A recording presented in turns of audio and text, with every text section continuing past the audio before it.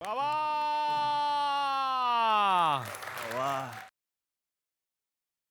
नमस्कार सुस्वागतम. कसे आहात मंडळी? मजेत ना? आणि आपला नेहमीचा आपुलकीचा प्रश्न, हसताय ना? हसायलाच पाहिजे, कारण पुन्हा एकदा घेऊन आलं तुमच्या हक्काचा कार्यक्रम ज्याचं नाव आहे चला हवा येऊ द्या. तर कार्टी काळजात घुसली, अ फेअर डील आणि लग्नलॉजी या नाटकातले कलाकार काल आमच्या भागात आमच्या सोबत होते आणि त्यांना मी विनंती केली होती की उद्याच्याही भागात तुम्ही आमच्या सोबत असा. त्यांच्यासोबत सुरू करतोय आजचा हा भाग. तर आज हे सगळे पाहुणे माझ्या विनंतीला मान देऊन आमच्या या गावामध्ये आलेले आहेत. टीव्ही वरती जसे काही कार्यक्रम घडतात सर, तसे आमच्या इथल्या केबल चॅनल वरती ते दाखवतात. गुलकन केबल नेटवर्क असं आमच्याकडे चालतं. आतापर्यंत आपण आपकी अदालत बघितलेली आहे. आमच्या गावात हे करतात बाप की अदालत. आणि त्या बाप की अदालत मध्ये आज खुणावरती मुकदमा चालणार आहे हे मला तुम्हाला सगळ्यांनाच बघायचं. सुरू करूयात बाप की अदालत.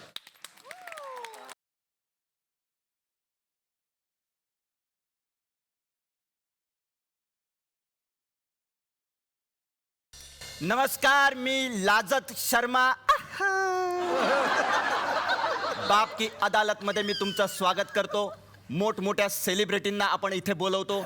अरे मृण्मयी, कशी आहेस? बरी आहेस ना? अरे आपको देख के एक शेर अर्ज है. कभी किसी मोड़ पे तू मेरा हाथ थाम ले, कभी किसी मोड़ पे तू मेरा हाथ थाम ले. काय कसं काय, बरं आहे ना दामले?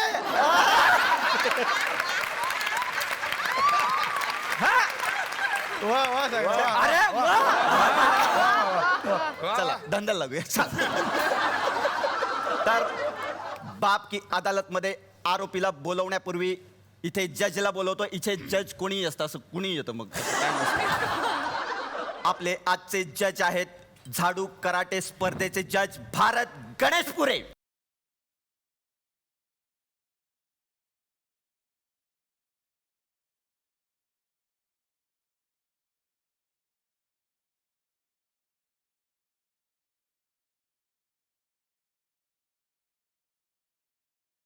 काय आज काय हे काय, तुम्ही पण ब्लॅक बेल्ट? नाही रे, पोट जास्त वाढलं की थोडं बांधून घेतलं. काय काही लोक ऑपरेशन करून काढतात, आपण आपलं बांधून घेतलं. टेन्शन नाही राहत ना आपलं राहत. कराटे बिराटे सगळी जबाबदारी याच्यावर आहे. पोरगा आपला. आणि याला परत कशाला आणलं इकडे? अरे सुट्ट्या पडल्या ना शाळेला आता. मग घरी जाम तोडफोड करते यार. कराटे कराटे करून दाखवू. ताईची ताईची हा काय बाळा बाळा. ताईची करून दाखवू. ताईची लय गुण काय त्याच्यात. काय ताईची ताईची शिवी दिलीस ना बस. नाही नाही, प्रकार आहे तो. प्रकार आहे प्रकार प्रकार आहे, ताईची. ताईची ताईची ताईची. हा कर ना बाळा. हा हा वा शाबास. अरे वा. हा अरे वा, वीट फोडणार आहे. वीट. शाबास, क्या बात है यार. हा ओ, जोरदार ताळ्या. क्या बात है, क्या बात है. शाबास. पप्पा हा?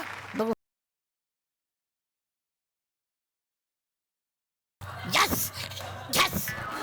ताईची काय आहे ते? ताईची. ताईची नाही, बापाची आहे ती. चष्मा तोडला नालाय का? म्हणून पडले त्याच्या बस तिकडे.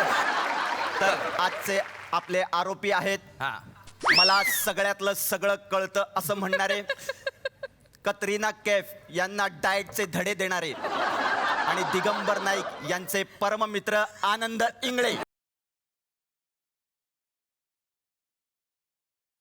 पालखी वगैरे नाही आहे या इकडे. कसे आहात? उत्तम आहे. हा, म्हणजे बाकीचे बरे नसणार.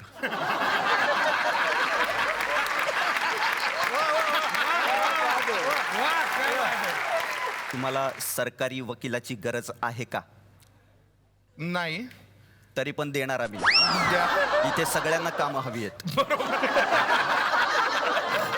तर घाबरू नका, तुमच्यासाठी पुण्याहून मागवलाय तो.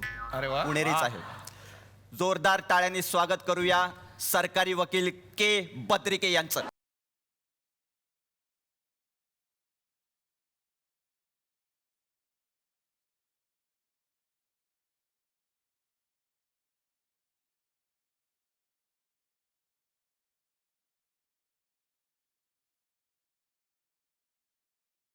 नमस्कार. अहो पुण्याचा वकील आहे, माझा वकील आहे, त्याला न आणि न मधला फरक कळत नाहीये. असं कसं निदान स्वच्छ बोलणारा माणूस तरी आणायचा. त्याच्यासाठी ते स्वच्छच आहे. नाही, त्याच्यासाठीचा प्रश्न नाहीये. सगळ्यांसाठी काय स्वच्छ आहे ते नको का कळायला. नियम पाळा. नियम पाळा. नमस्कार, आनंद इंगले. तुला ल आणि ळ याच्यातला फरक जेव्हा बोलता येईल तेव्हा तू माझा वकील हो रे बाबा. मला नेमलंय सर. हा? नेमलंय मला इकडे.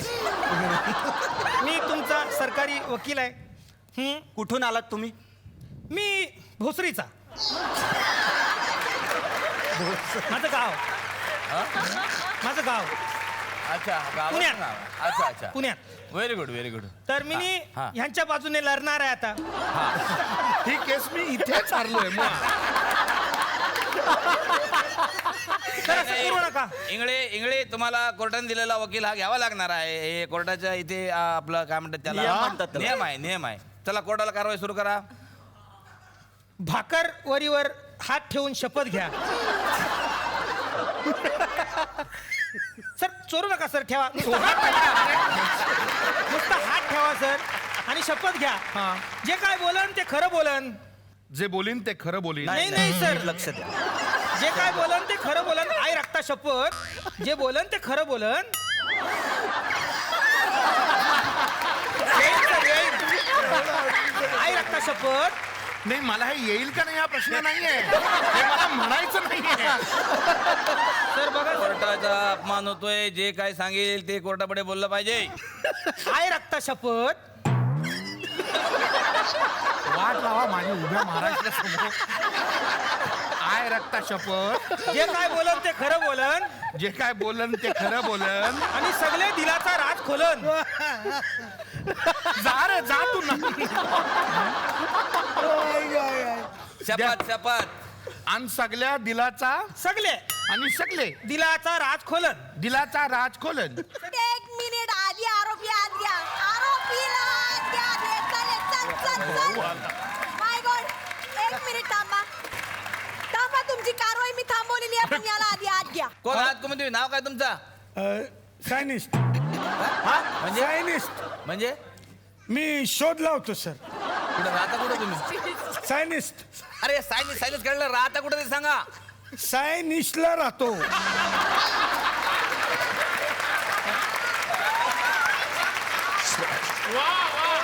माय गॉड, आमची केस घ्या. मला जायचं लवकर. काय केस घ्या. केलंय काय त्यांनी सांगा पटकन. या माणसानी भर रस्त्यामध्ये पोलीस कॉन्स्टेबलला वेळे वाकडे इशारे केले की नाही? अहो नाही नाही तसं काहीच केलं नाही सर. काय? अहो सर हे नाही, मी असं करत होतो. हे बघा, हे हे बघा, बघा. हे बघा. असं केल्याने ना वाघ येत नाही. इथं कुठं हाय वाघ? मी करतोय म्हणून येत नाही. आणि थांबवलं तर हे थांबवलं ना तर वाघ येईल. नाही करा करा वाघ येत नाही. सगळ्यांनी करा. चांगला शोध लावला तुम्ही. कोर्टाची कारवाई पुढे कसं का? नाही नाही शोध बीत काय नाही. आई म्हणली होती झुकती है दुनिया झुकाने वाला चाहिए. त्यामुळे हे बघा. जुकते तुनक ते काय आहे ते? अरे ऑर्डर आहे ते. अच्छा हा ओके. घ्या त्यांच्यावर आरोप ठेवा. आरोपीवर आरोप ठेवा. तर बाप की अदालत मध्ये आनंद इंगळे यांच्यावर पहिला आरोप आहे.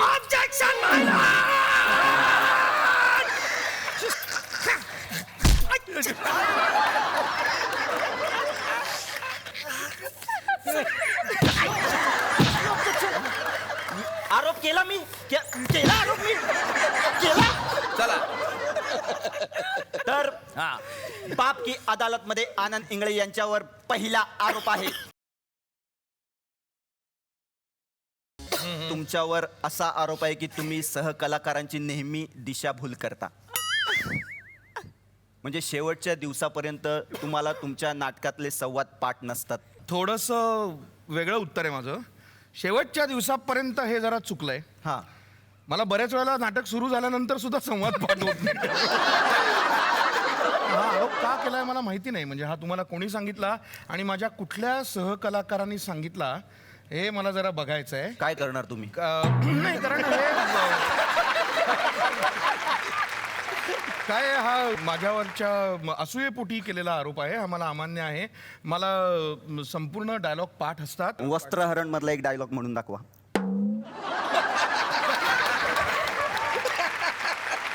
आणि कृपया मालवणी बोलण्याचा प्रयत्न करावा. वस्त्रहरण या नाटकातला एक डायलॉग जो पाठ आहे तुमच्या, म्हणा.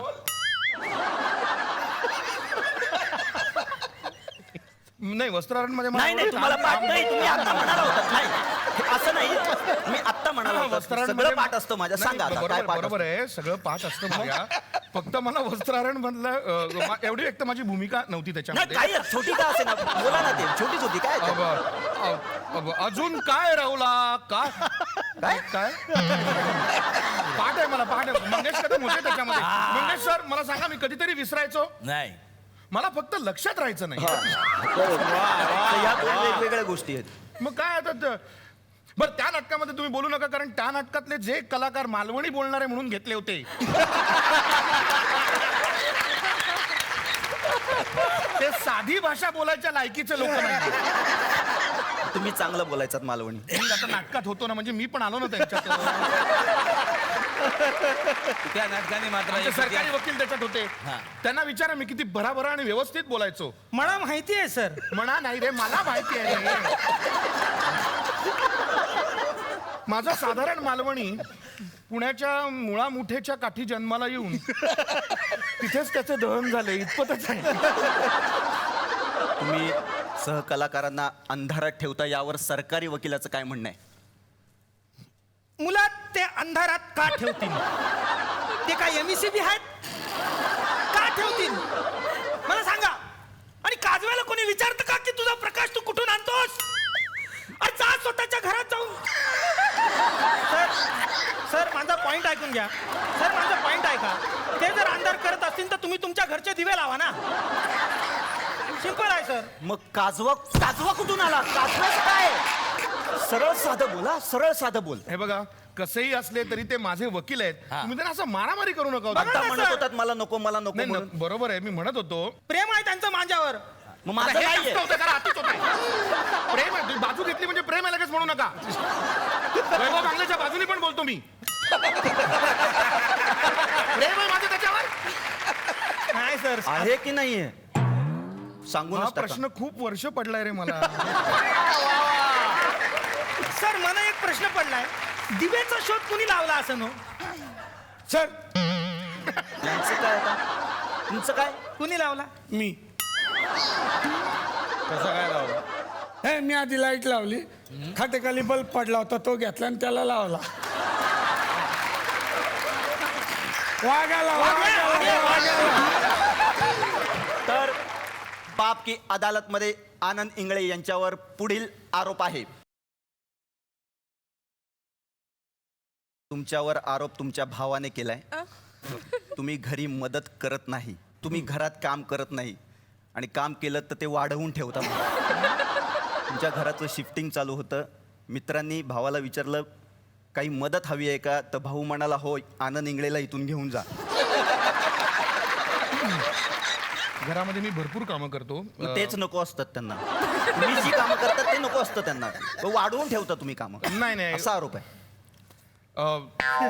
आनंद दादा खरं बोल, तू बाकरवाडीची शपथ घेतलीये. हेच येत नाही. ठीक आहे, हा आरोप मी मान्य करतो. अरे या माणसाचा त्रास होतो तुम्हाला.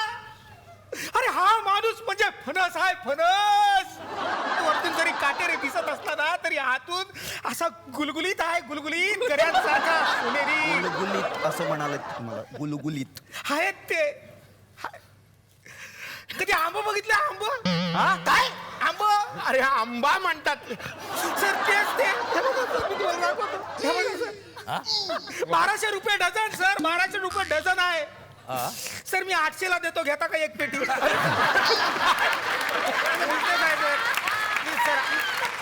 म्हणजे सर बघा 800 ला चांगला आहे सर. फल बघा तुम्ही, स्पेशल आहे सर. सर घ्या ना.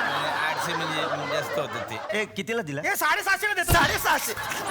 आंबे विकायला आला तू इथे? इथे काम मिळतात तुला, तर आंबे विकायला आलास? माय गॉड घ्या ना आमची केस. मला अरे जेवण काय करायचंय. हो, जरा तुम्ही थांबा ना एक मिनिट. इकडे एक केस चालू आहे त्यात तुमची केस, याला काय अर्थ आहे का? फालतूगिरी आहे. काय अरे काय आहे? अरे ही केस कोणाची आहे? माझ्या पोराच्या विषयावर पडलं तू. सर ही केस कुणाची? अरे माझ्या पोराच्या विषयावर पडल्यास. फुगा फुगा फुका काय सोडली मी आता. फुगा फुगा. कशाला वाढवलं? हा? कशाला वाढवली एवढी मिशी? आधी उंची वाढवायची मग मिशी वाढवायची. मी या घड्याळाचा शोध लावला. घड्याळाचा शोध. हे मिस्टर इंडिया सारखं घड्याळ आहे. अरे मग त्याला देऊन टाका. तुमच्याकडे कशाला ठेवलं ते? नाही हा मी नवीन शोध लावलेला सर. हे काय याची चावी फिरवली ना की माणूस दिसतच नाही. काय सांगता? कसं हा. काय? हा? हे बघा आता बघा तुम्ही.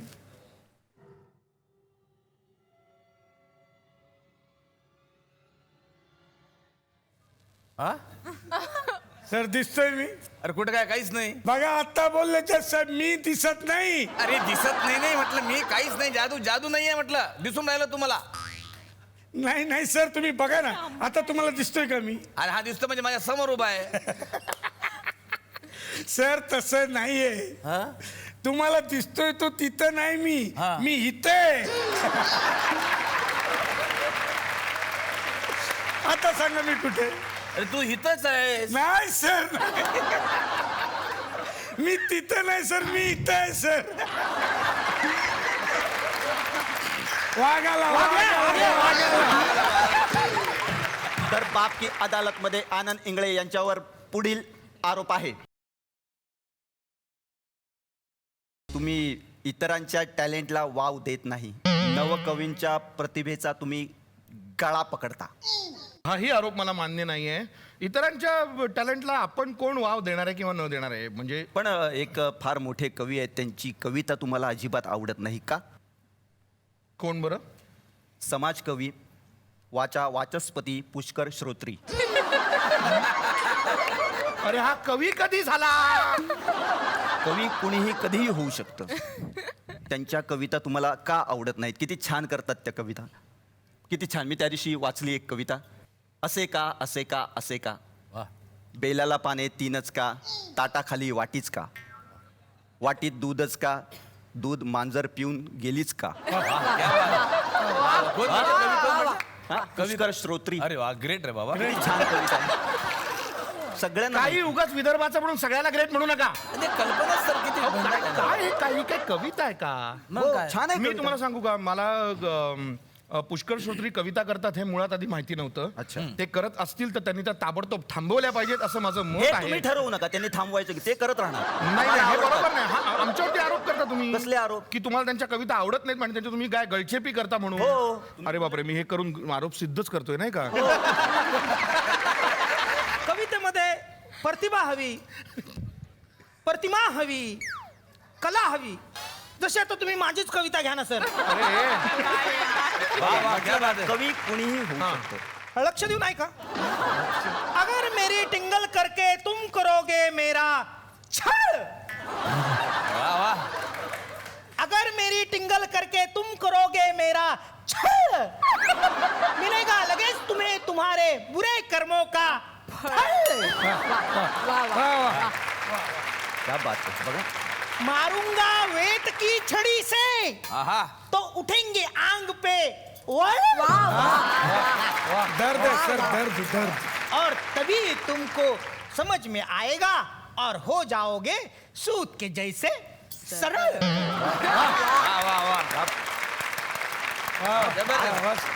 हे असते इंगळे प्रतिभा.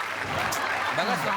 काय बोलताय तुम्ही? सर मी पण कविता की. अरे वा. वाह वाह वाह वाह परत सुरू घ्या. आला आला वारा संगे, वाह वाह वाह. आला आला वारा संगे, वा वा. आला आला वारा संगे, दोरीवरचे कपडे उडून जातील घरात. तर बाप की अदालत मध्ये आनंद इंगळे यांच्यावर पुढील आरोप आहे. तुम्ही खूपच हेल्थ कॉन्शियस आहात. खूपच म्हणजे हा व्यायाम वगैरे म्हणजे आतापर्यंत अनेक डॉक्टरकडे गेलात तुम्ही. हा एक आरोप मात्र माझ्यावर नक्की आहे. हा आरोप म्हणशील तर हा करेक्ट आहे. हा पण तुम्ही डॉक्टरकडे गेल्यानंतर एकच झालं की तुमचं वजन कमी नाही झालं, त्यांचं फक्त मनोरंजन झालं तिकडे. तुम्ही खरंच हो. व्यायाम करता म्हणजे तुम्ही कॉम्पिटिशन कोणाशी आहे, सलमान खान की अरे काय बाबा, नाही की जयवंत वाडकर?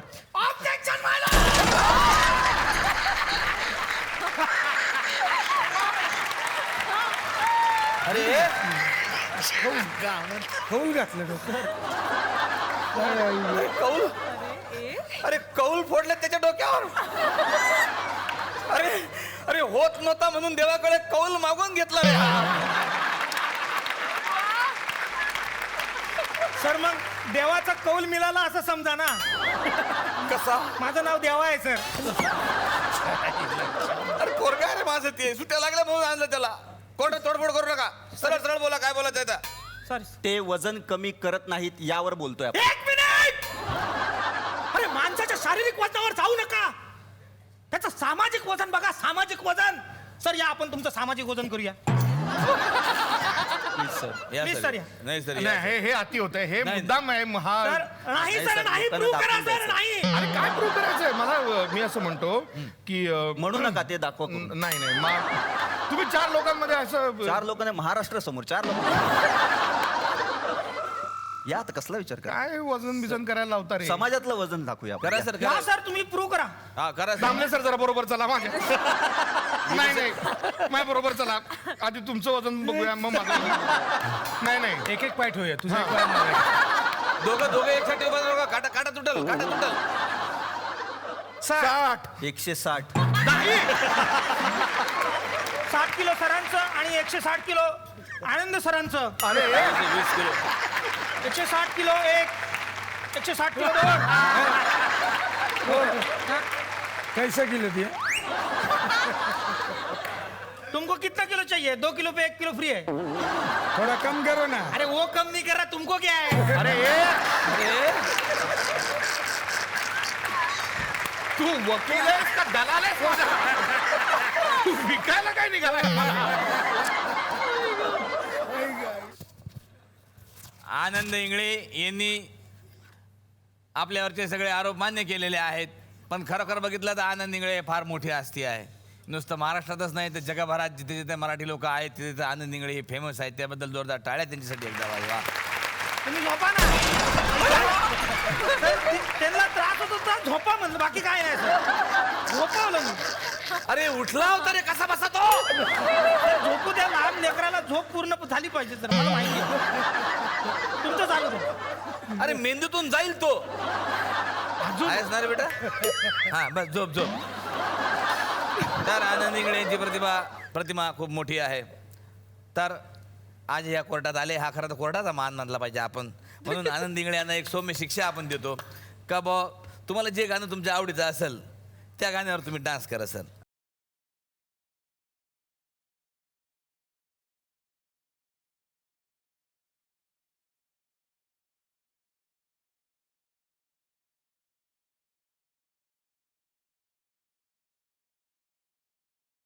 मला आनंद सरांना विचारायचं आहे आता की तुमच्या नाटकातला कुठला प्रसंग आम्हाला बघायला मिळणार आहे? आमच्या नाटकामध्ये एक असा सीन आहे की बरेच दिवस एक गोष्ट मुलीला बापाशी बोलायची आहे आणि ती तिला बोलता येत नाही आणि एके दिवशी संध्याकाळी वडील घरात असताना तिला तो एक चान्स मिळतो. त्यातला जो एक छोटासा पार्ट आहे तो भाग आम्ही दोघं जण करून दाखवू.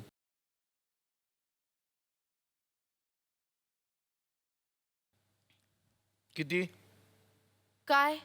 पैसे किती हवेत? नाही, पैसे नको आहेत, पैसे आहेत. मग अशी घुटमळतेस का आजूबाजूला? बाबा थोडं बोलायचं आहे. तुला माझ्याशी सिरियस आहे? हो. थांब तुझ्या आईला पण बोलवतो. ए नाही, आई नको. अगं तिलाही बोलवतो, ती ऐकेल ना. नाही नाही, आई नको. बाबा बाबा बस ना, आपण दोघंच. प्लीज प्लीज आपण दोघंच. अगं खूप दिवसात तुझ्या आईशी गप्पा नाही मारल्या ग मनासारख्या. तुला सांगतो, पूर्वी एकदा बरं का लग्नानंतर मी आणि तुझी आई घरामध्ये असे गप्पा मारत बसलो होतो आणि काय झालं अचानक आईच्या डोक्यात आलं की आत्ताच्या आत्ता 11 वाजता सिंहगडावर जायचं. रात्री 11 वाजता? रात्री 11 वाजता. मग आम्ही रात्री 11 वाजता गाडी काढली, सिंहगडावर गेलो, तिकडे अजून गप्पा मारल्या. मग तुझी आई म्हणाली आता परत जाताना उलट रिव्हर्स मध्ये गाडी चालवत घरी जायचं. आणि तू तयार झालास? बायको काहीही म्हणाली तरी त्याचं कौतुक वाटावं एवढंच वय झालं होतं माझ्या लग्नाचं. तेव्हा तुझ्या आईने दिलेली ढेकर सुद्धा मला हरिप्रसादच्या बासरीसारखी मधुर वाटायची. शी बाबा. मग त्यानंतर 3 तास गाडी चालवत चालवत रिव्हर्स मध्ये आम्ही 5 वाजता घरी आलो. बोलवू का? नाही बाबा, हा. आई कितीही भारी असली ना तरी मला फक्त तुझ्याशी बोलायचं आहे. काहीतरी फारच सिरियस दिसतंय. तुझं ब्रेकअप वगैरे झालेलं नाहीये ना? ई बाबा प्लीज हा. ब्रेकअप झाला म्हणून तुझी मदत घ्यावी एवढी वाईट कंडिशन अजून नाही आली आहे माझ्यावर. ऑलरेडी 2 ब्रेकअप अंगावर काढली आहेत मी. 2 बाळणपणा अंगावर काढली असल्यासारखं सांगतेय. बाबा हा. ब्रेकअप मध्ये कुणाला काही प्रॉब्लेम आला ना तर सगळेजण मला विचारायला येतात. अशा 3 स्टुडंटची मी ऑलरेडी गाईड आहे. आणि काय शिकवतेस तू त्यांना? 2च गोष्टी. हा. पहिली म्हणजे तुमचा पार्टनर युजलेस आहे हे तुम्हाला आत्ताच कळल्यामुळे तुमचा खूप वेळ वाचलाय आणि हे सगळं तुम्ही 6 महिन्यात विसरून जाणार आहात. फक्त हे तुम्हाला 6 महिन्यानंतर नाही तर आत्ता कळलं पाहिजे. बाबा तुझं ब्रेकअप झालं ना तरी आय कॅन हेल्प यू. काय निकिता, आमच्यात ब्रेकअप वगैरे होत नाहीत. झालं तर आम्ही एकदम ब्रेकडाऊनच होऊ शकतो. बरं ब्रेकअप नाही तर त्यापेक्षा महत्वाचं काय बोलायचंय? लग्न. काय ग निकिता, कशाला या भानगडीत पडतीयस? अजून लग्नाची मोठी झालेली नाहीयेस तू. झालीस की मी सांगेन तुला. बाबा उशीर केला तर चांगली मुलं मिळणार आहेत म्हणून माझ्या सगळ्या मैत्रिणींचे आई बाबा त्यांना आत्तापासूनच लग्न ठरवून ठेवा असं सांगतायत. मूर्ख आहेत ते. पुढे कधीतरी मुलीला कॅन्सर होईल म्हणून आत्तापासून केमोथेरपी देता येते. व्हेरी फनी आहे बाबा. Not very not at all funny. मग तुझं लग्न झाल्यानंतर काय काय होऊ शकतं याची कल्पना आहे का तुला? काय काय होऊ शकतं? हा ऐक ऐक. लग्नानंतर पहिल्या 6 महिन्यात तुझ्या लक्षात येणार की तुझा नवरा तुझ्या पहिल्या बॉयफ्रेंड इतका रोमॅन्टिक नाहीये. हा? त्यानंतर अजून 6 महिन्यात तुझ्या लक्षात येणार तुझा दुसरा बॉयफ्रेंड या आत्ताच्या नवऱ्यापेक्षा जास्त मच्युअर होता. बरं हे सगळं कळून तू शहाण्या मुलीसारखी गप्प बसणार नाहीस. त्यानंतर एक दिवस दंगा करून हे सगळं त्या नवऱ्याच्या समोर तू सांगून टाकशील. मग तुमच्यात भांडणं, तू इथे घरी निघून येशील. मग तू आणि तुझी मामा घरात रडारड आणि हे सगळं शेवटी मला सांभाळावं लागणार. पण बाबा तेवढं तर तू. करीनच ना, आनंदाने करीन. पण यातली वाईट गोष्ट अशी आहे ना निकिता की त्यानंतर तुम्ही पुन्हा एकमेकांबरोबर आनंदाने राहायला लागाल. चला हॅपीली मॅरीड. लग्नाची एवढीच घाई झाली असेल तर आम्ही ठरवलेल्या मुलाशी लग्न कर. नाही नाही, कारण काय आहे 2 वर्षात तुझा चॉईस चुकला यापेक्षा साली आमची निवड चुकली हे सहन करणं तुला जास्त सोपं जाईल नाही का? बाबा तुझा लग्नाचा चॉईस चुकला असं वाटतंय तुला? वेडी आहेस का तू? नाही मग तू असं का म्हणालास? मम्मानी तुला फसवलं वगैरे नाहीये ना? तुझी ममा मला फसवणार? निकिता आत्ता जरी मला टक्कल पडायला सुरुवात झाली असली ना तरी केसाने गळा कापण्यात माझा हात धरणारा कोणीच नाही. चल जास्त वेळ जागरण होत नाही, मला ऍसिडिटी होते. बाबा सध्या घरात तू इतकं बोळ्यानी दूध पितोयस ना की तुला ऍसिडिटी वगैरे होणं शक्य नाही. काय असतं निकिता, ड्रिंक्स पार्ट्यांचे काही नियम असतात. पहिल्या पेगला मुद्द्याला हात घालायचा नाही आणि 3ऱ्या पेग नंतर महत्वाचं काही बोलायचं नाही कारण ते दुसऱ्या दिवशी लक्षात राहत नाही. जे काही बोलायचं ते ओव्हर द सेकंड पेग. मला वाटतं आपल्या बोलण्यातला पहिला पेग संपलाय. काय प्रॉब्लेम आहे? बाबा हे सगळं तुला कसं सांगायचं मला कळत नाहीये. सुरुवात कर. पुढचं सगळं कसं काढून घ्यायचं याच्यात आता आयुष्य गेलं माझं. बाबा गेले 3-4 दिवस तुला एक बाई फोन.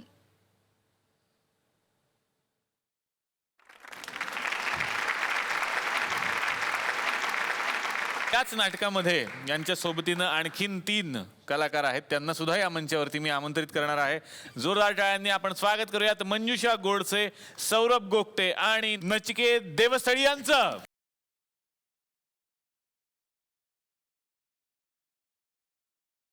मंजुषाजी, या मंचावरती तुमचं मनापासून स्वागत करतो मी. थँक्यू. तुमचा अनुभव कसा आहे या नाटकाविषयीचा? खूप छान आहे. ही आमची टीम खूप छान आहे. नवीन पोरं आहेत, त्यांच्याबरोबर काम करायला नेहमीच उत्साह येतो आणि आनंद पहिल्यापासून आहेच आहे. सो वा, दॅट तो एक वा, वेगळाच वा. आनंद आहे असं म्हणायला हरकत नाही. सौरभ, या नाटकामध्ये तुझी काय भूमिका आहे? मी माझ्या कॅरेक्टरचं नाव आहे गौतम आणि मी कॉलेज गोईंग आहे. हिचं नाव निकिता आहे आणि मी हिचा बॉयफ्रेंड आहे नाटकातला. तर खूप आजच्या जनरेशनला आम्ही रेप्रेझेंट करतोय. ही एक वेगळी जनरेशन आहे, ही एक आमची जनरेशन आहे. नचिकेत, तुझी काय भूमिका आहे नाटकात? मी गुरु नावाची व्यक्तिरेखा करतो आहे या नाटकामध्ये. पॅशनेटली जगणारा असा तो मुलगा आहे. थोडं गूढ सस्पिशियस असं थोडं कॅरेक्टर आहे, त्यामुळे मी त्याच्याबद्दल जास्त सांगणार नाही. पण नाटकात संघर्ष निर्माण करणारं असं हे कॅरेक्टर आहे, महत्त्वाचं असं. थँक्यू सो मच, आपण इथे आलात. थँक्यू. पुन्हा या, हा मंच तुमचाच आहे. Thank you so much. जोरात टाळ्या तिघांसाठी. इकडे सुदेश, लग्नलॉजी या नाटकाची संकल्पना सुद्धा तुमची आहे, दिग्दर्शन सुद्धा तुम्ही केलंय. तर या नाटकामधला कुठला प्रसंग आम्हाला तुम्ही दाखवणार आहात? म्हणजे नाटकातली नायिका सुनिधी ही चिडली आहे कारण सुहास नाटकातला नायक हा दारू पिऊन आलाय आणि दुसऱ्या दिवशी राग शांत करायचा म्हणून हॉटेलात जेवायला घेऊन जातो तिला. आणि त्या हॉटेलात तो जेवत नाही. का जेवत नाही त्याचं घरी आल्यावर उत्तर मिळतं, कारण दोघांच्या मेंदूची रचना, त्यामुळे ही दोघांच्या प्रायोरिटीज वेगळ्या, त्यामुळे ते का जेवत नाहीत तो प्रसंग तुम्ही केलात तर तो जास्त आवडेल.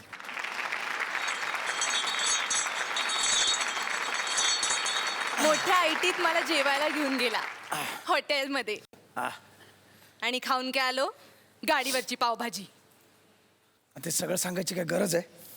नाही तर काय, कसल्या कसल्या सवयी बाळगून ठेवल्या त्याने. सांगत बस. अहो, एवढ्या मस्त हॉटेलमध्ये गेलो होतो, एवढं सुंदर जेवण मिळतं तिकडे. आम्ही अर्धा तास लाईनीत उभे राहिलो आणि आत गेलो. नंतर ह्यांनी नकार दिला. का? मनासारखं टेबल मिळालं नाही म्हणून. आता मला सांगा, आपण हॉटेलमध्ये जेवायला जातो का टेबल सिलेक्ट करायला? प्लीज सांगायला. 1 मिनिट. पैसे मोजतो आपण त्या जागेचे जेवणाचे. आपल्या मनासारखं टेबल नको. मला नाही आवडत. मला टेबल कसं लागतं, छान जेवताना काउंटर दिसलं पाहिजे आणि सगळे जेवताना दिसले पाहिजेत. काय काय खातात कळलं पाहिजे आपल्याला व्यवस्थित. पण तशी एक जागा मिळाली होती ना आपल्याला. अरे पण कशी? ही अशी बाजूबाजूला काय खानावळीत जेवायला गेलो होतो? असं जेवतात का बाजूबाजूला कोण नवरा बायको? असं समोर इथे टेबल, इथे पाण्याचा ग्लास लावलेत सगळे. असं जेवण असतं? बरं, जेवताना हजारवेळा प्रश्न विचारणार मला. बरं, एक सुहास, ही सोलकढी खूप छान आहे. हां, मागूया काय रे अजून? हां, हो हो म्हणजे काय, मागव ना. ए वेटर, सोलकढी दे. हां, सुहास, ही भाजी खूप छान आहे, मागूया का? ऐक ना सुहास, हां मागव ना, मागव. अरे जेवू कायची प्रश्नांची उत्तरं देऊ? बरं, हे प्रश्न नवीन नाहीत, जुनेच आहेत, पण मी मात्र नव्याने उत्तर द्यायची. का? तर हिला बरं वाटावं म्हणून. दिवस बरा गेला, रात्रभरी जाऊ दे. असं कोण बसतं का? असं टेबल असतं? टेबल कसं पाहिजे? हां, इकडे तू अशी माझ्यासमोर, मी तुझ्यासमोर आणि मध्ये टेबल. अच्छा. असं छान तुझ्या डोळ्यात डोळे घालून छान तुझ्याकडे बघता यावं. तुझ्या चेहऱ्यावरचा आनंद असा समाधानाने बघता आला पाहिजे ना मला, आहे का नाही? आता मला एक सांगा, आता नवरा बायको दोघं जातात बाहेर जेवायला, कधीतरी असं रोमॅन्टिक मूड येतो की नाही, दोघंच आहोत. तसं जेवता जेवता जर आपल्याला वाटतं की मी बायकोला घास भरूया, तसं छान भरू शकतो ना मी तुला, असं छान. असं कसं भरू? असा मारुतीने येतो मेरू परत आणल्यासारखा घास घेऊन आला, घे का? मला नाही आवडत. कसं पाहिजे टेबल? पण दुधाची तहान तू ताकावर भागवलीस ना. अरे कुठे ते हॉटेल आणि कुठे गाडीवरची पावभाजी सुहास? पण मजा आली की नाही? हो मग हे कितीतरी वर्षानंतर असं छान रस्त्यावर उभं राहून आपण गाडीवरची पावभाजी खाल्ली, हो यार, मजा आली. तर रोज रोज काय त्याचं ताजमध्ये मला सुहास मला सांग, तुला माझ्या हातची पावभाजी आवडते का गाडीवरची? गाडीवरची. काय? अजिबात आवडत नाही. तुझ्या हातचीच आवडते. काय सवय तुझ्या हाताला. हा, रोज नको बनवू, पण का? म्हणजे कधीतरी वेगळं बनव ना, छान वडा इडली समोसा. तर रोज रोज काय पावभाजी? लोकांना वाटतं आपली पावभाजीची गाडी आहे. तर आमच्या या थुकरटवाडीमधल्या बऱ्याच कॅरेक्टर्सना तुम्ही भेटलात, पण आणखीन एक गृहस्थ आहेत ज्यांना सगळ्यांना भेटायचं आहे. झी मराठीवरती सगळे आदेश बांदेकर बघतात, आमच्याकडे संदेश वांदेकर आहेत आणि संदेश वांदेकरांना आत्ता यावेळी सगळ्यांना भेटायचं. बघूया त्यांच्या मनात काय आहे.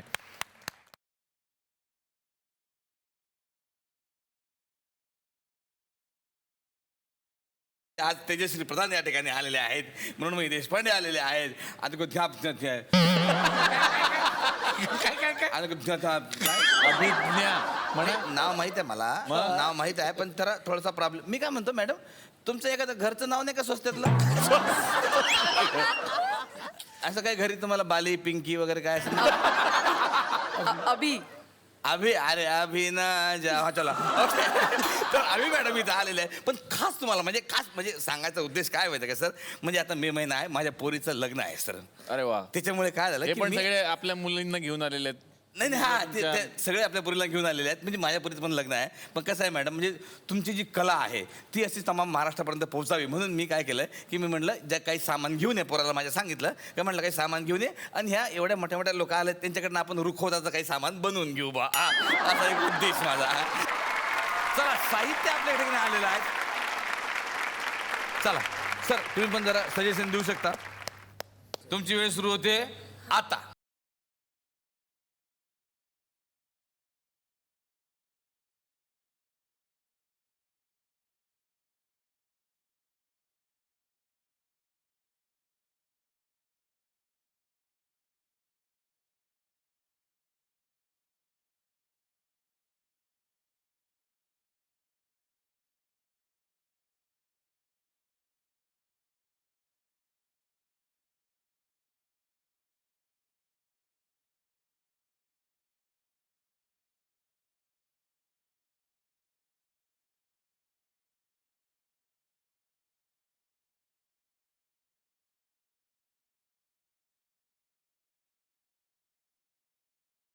तेजस्वीने माहिती द्यायची, तिने काय जे काय बनवलं आहे. मला माहिती आहे मी काय मे बनवलं बी जेवणाच्या वेळेची आपण एक सलाड मध्ये डिझाइन म्हणून परडी बनवली आहे. आणि हे काय आहे? हे घर आहे.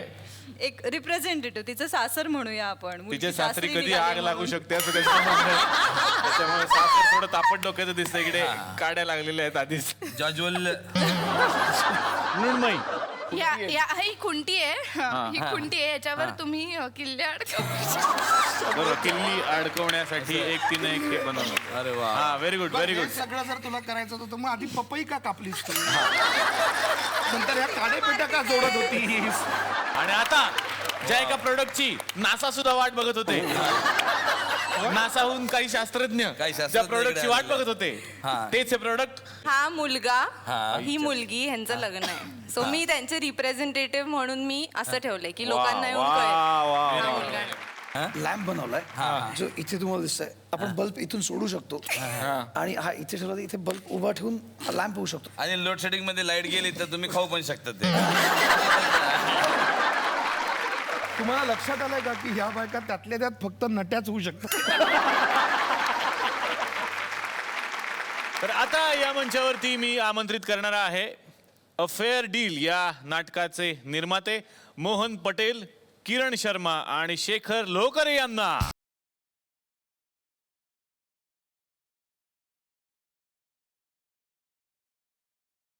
तर मला मोहन सरांना विचारायचं आहे की अ फेअर डील हे नाटक रंगभूमीवरती आलेलं आहे, तुमची काय भावना आहे? अतिशय खोलवरती शब्दरचना करून मार्मिकपणे डॉक्टर विवेक बेळेंनी हे नाटक लिहिलंय आणि उत्तम असे प्रस्थापित कलाकारांनी ते नाटक आता आमच्यासाठी एकदम चांगल्या पद्धतीने तयार केलंय.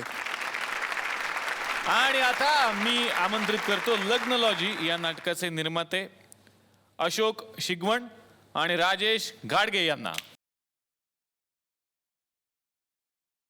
अशोक सरांना मला विचारायचंय, लग्नलॉजी रसिक प्रेक्षकांनी हे नाटक का पाहावं? ज्यांचं लग्न ठरलंय, ज्यांचं झालंय आणि ज्यांना करायचं आहे या सर्वांसाठी हे नाटक आहे. वा. आणि संत्याच्या भाषेत मी एक अतरंगी भाषेत अजून एक बोलेन की ज्यांचं वाजलंय आणि ज्यांचं वाचतंय ह्यांच्यासाठी पण आहे. आणि आता मी आमंत्रित करतो कार्टी काळजात घुसली या नाटकाचे सूत्रधार मंगेश कांबळी यांना. आणि या मंचातर्फे आणि एस एल विजन यांच्यातर्फे सगळ्या उपस्थित मान्यवरांना मिळते एक छोटीशी आठवण भेट.